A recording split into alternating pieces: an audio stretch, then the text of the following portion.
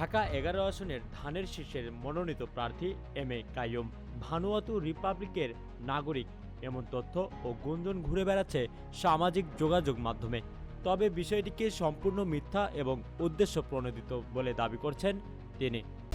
আবাসনে আস্থার আদর্শ, নতুন ধরা, নতুন প্রজন্মের নতুন পৃথিবী।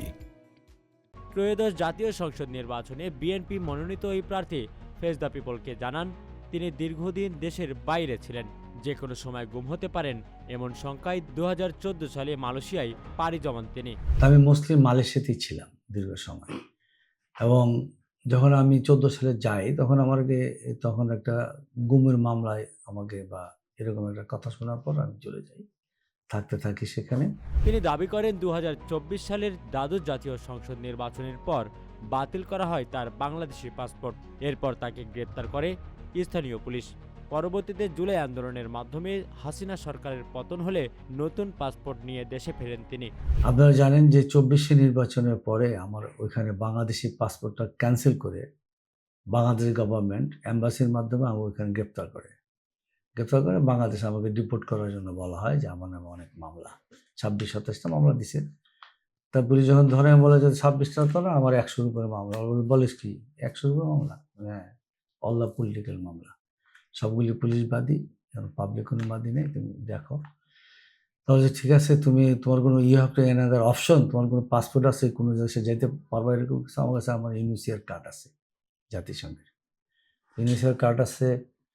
এটা কি ফেক কিনা আমাদেরকে যাচাই করতে হবে। ঠিক আছে, যাচাই কর। তোমাদের এই কার্ড নিয়ে এখানে প্যালেস্টাইন থাকে, ইরানিয়ান থাকে, অনেক দেশের লোক থাকে, আমাদের দেশের কিছু লোক আছে। তারপর ওরা যাচাই বাছাই করে বলে যে এটা কারেক্ট, ঠিক আছে, বাট আমরা একটু দেখতেছি। বাট তারাও হয়তো একটা অ্যারেঞ্জমেন্টের মধ্যে ধরছিল তখন আমাকে। যাই হোক, পরবর্তী পর্যায়ে আমি প্রায় 1 মাসের মতো জেলে থাকি। আমার ইউনিসিয়ার কার্ডের মাধ্যমে, রিফিউজি কার্ড যেটা বলে পলিটিক্যাল, ওটার মাধ্যমে আমি ওইখানে মালয়েশিয়া হাইকোর্ট করি। হাইকোর্টের অর্ডারে আমাকে আর তারা ডিপোর্ট করতে পারে নাই, এই কার্ডের কারণেই থাকি। পরবর্তী সরকার পরিবর্তন হয়ে যাওয়ার পর আমি পাসপোর্ট ফেরত পাই বাংলাদেশ এম্বাসিতে। আমি বলি যে তখন তারা আমার পারপাসটা ঠিক করে রিভোক করা, যে ক্যান্সেল করা যে পাসপোর্ট ছিল বাংলাদেশি, সেটার পরে আমি মালয়েশিয়ান গভর্নমেন্টের একটা ট্রাভেল পাস নিয়ে আমি ইমিগ্রেশন ক্রস করে আসি বাংলাদেশে। ভানুয়াতু রিপাবলিকের নাগরিকত্বের অভিযোগ প্রসঙ্গে তিনি বলেন, ভানুয়াতু নামে দেশ আছে জানতেনই না তিনি, জীবনে কখনো যাননি সেই দেশে।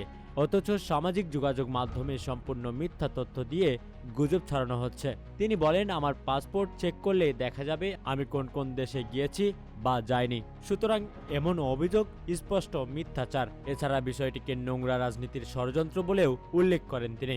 অ্যাকচুয়ালি আমি ওই যে দেশের নাম কি, ভানুয়াতু বা কি, আমি এদের নামও শুনি নাই, কোনোদিন সেখানে যাইও নাই।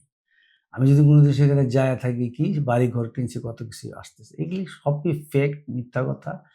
আমার পাসপোর্ট যদি চেক করো সেটাতে বুঝবো আমি কোন দেশে ওইখানে গেছি না গেছি। হ্যাঁ, আমার ছেলেমেয়েরা ইউকে থাকে, ইউএসএ থাকে, আমার লিডার থাকতো ইউকেতে, ওইখানে আমি কয়েকবার গেছি। তো এছাড়া আমার ওই দেশের কথা আমি শুনিও না, যাইও না কখনো। এগুলি সম্পূর্ণ ফেক, মিথ্যাচার, রাজনৈতিক অপপ্রচার বলে আমি মনে করি। তা যারা এটা করছে সেটা আমি জানি না কারা করছে, কী উদ্দেশ্য করছে।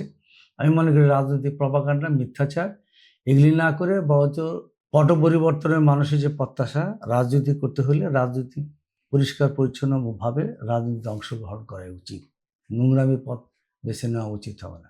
এম এ কাইয়ুমের দাবি, রাজনৈতিকভাবে তাকে হেয় করতেই পরিকল্পিতভাবে সামাজিক মাধ্যমে বিভ্রান্তিকর তথ্য ছড়ানো হচ্ছে।